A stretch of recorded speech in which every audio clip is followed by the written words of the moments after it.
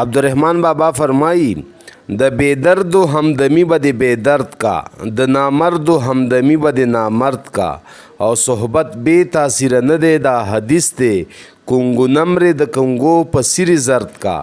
عبدالرحمن بابا فرمایی که چرته د بیدرده یعنی ظالمانو خلکو ملګرتیا کې همدمی وي ملګرتیا ته نو تا نه به هم ظالم جوړ شي او که چرته د نامرده بې غیرتو خلکو سره ملګرتیا کې نو تا نه به هم نامرده او بې غیرته جوړ شي وی دا خبره په حدیث کې راغلی ده چې د هر محفل خپل اثر وي کونګو وی زعفران ته زیړ رنګ ته او نمر وی جامو ته وی که چرته د زعفران جامو سره د ملو شي نو دا جامې د هم د زعفرانو په شان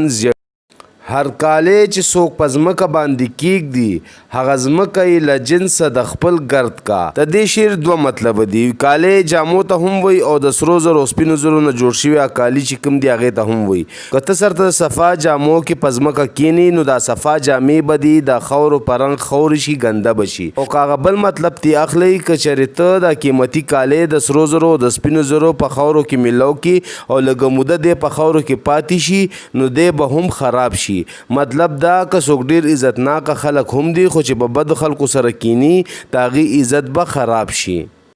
ملګرو دا د عبدالرحمن بابا کلام او د هغې وضاحت په خپله پې هم عمل کوشش وکړئ او خپلو ملګرو سره یې شیر کړئ چې هغې پې هم عمل کوشش وکړي اجازت غواړم د الله په امان